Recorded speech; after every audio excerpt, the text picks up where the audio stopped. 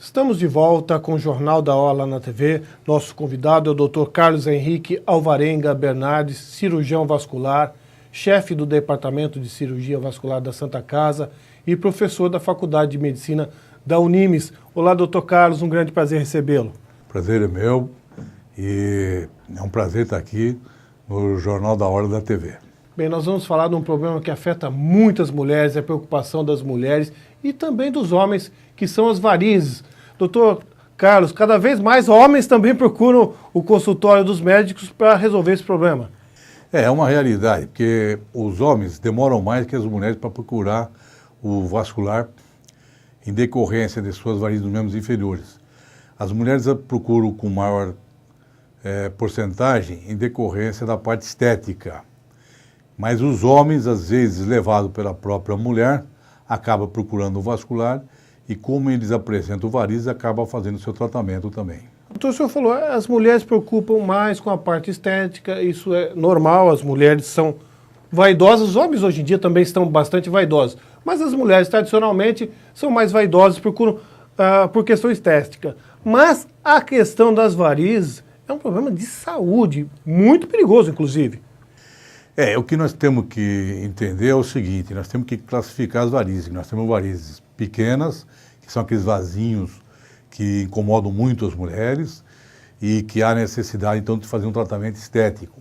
E tem as varizes grandes que parecem um cordão, que se localizam principalmente nos membros inferiores, devido à ação da gravidade e da pressão que a pessoa sofre nos membros inferiores em decorrência que os membros inferiores são os meios de sustentação e locomoção do corpo. Isso significa que as pessoas mais gordas ou mais obesas têm mais propensão a varizes ou não? Ou apenas o fator hereditário, genético influi nisso?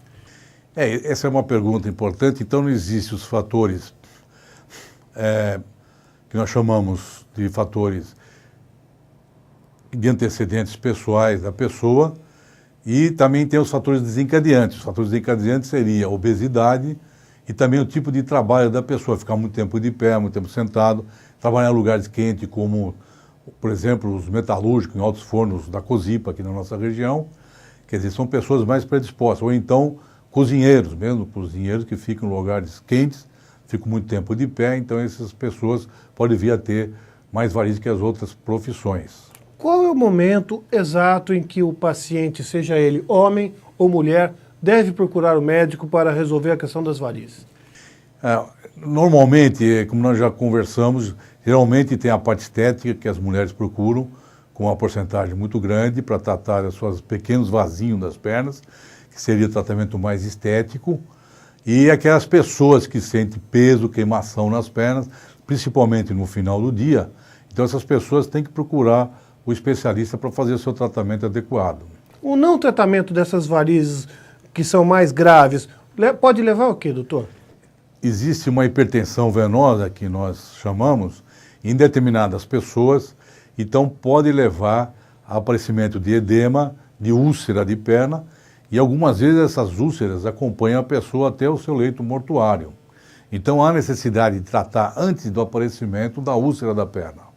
Então, essas varizes têm a indicação formal de operação para evitar essa complicação. Ou então até uma varicorragia. Essas varizes, devido à hipertensão venosa, pode provocar uma hemorragia na perna da pessoa e se a pessoa não tomar os cuidados adequados, ela pode vir até sofrer um colapso do seu organismo e ter que sofrer até transfusão.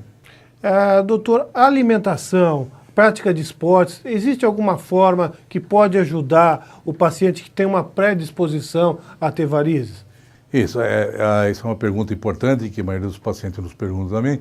Então o importante é não engordar, procurar fazer dieta, fazer um tipo de ginástica. O ideal seria natação, que a pessoa fica na horizontal, não sofre ação nenhuma da gravidade e não sofre nenhum impacto. Mas a pessoa às vezes quer fazer musculação. A musculação deixa a pessoa preparada fisicamente mais rapidamente que qualquer tipo de exercício. Só que não pode ser utilizado muito peso. E daí, então, pode aumentar as varizes das pessoas que têm predisposição. De todos os esportes, então, a natação é a melhor? A musculação deixa umas veias retilíneas nas pernas. Essas veias não são insuficientes, são veias que se dilatam por causa da pressão do exercício que a pessoa exerce. Bem, e com relação às novas técnicas para a cirurgia, o que o senhor pode falar a respeito? A cirurgia, nós temos a cirurgia convencional, que seria a extirpação da veia safena, quando ela está insuficiente, que nós poderemos encontrar ou através de um exame que é muito feito rotineiramente hoje em dia, que é o ecodoppler ultrassom, que é técnico dependente, e que nos permite saber se essa safena está insuficiente ou não. Se ela estiver insuficiente, então ela deve ser extirpada. Se ela não estiver insuficiente, então ela deve ser mantida, que pode ser utilizada para uma reparação no coração ou qualquer outro setor do organismo. Então tem que ser retirada as outras varizes das pernas do paciente. E na medicina moderna, nós temos também a utilização do raio laser, que não substitui, isso que é importante a gente chamar a atenção da população, não substitui totalmente a cirurgia convencional. Por quê? Ela só consegue fazer o tratamento da safena, que é retilínea, quando ela é muito retilínea.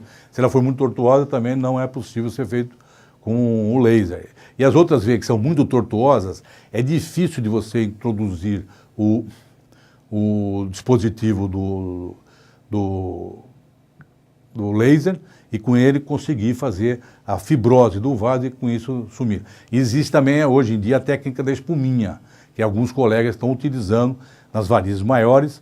O único inconveniente é que às vezes deixam uns certos nódulos na perna do paciente que às vezes podem incomodar.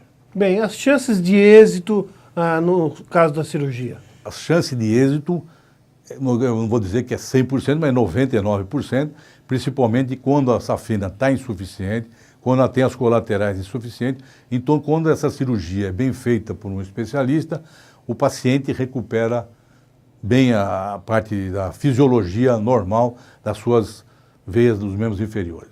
Dr. Carlos, muito obrigado pela entrevista, foi um prazer tê-lo recebido. Prazer foi meu, espero estar aqui com você numa próxima oportunidade. E fica o recado aí ao telespectador, no caso de dúvida, procure sempre um especialista no assunto. A gente volta já já.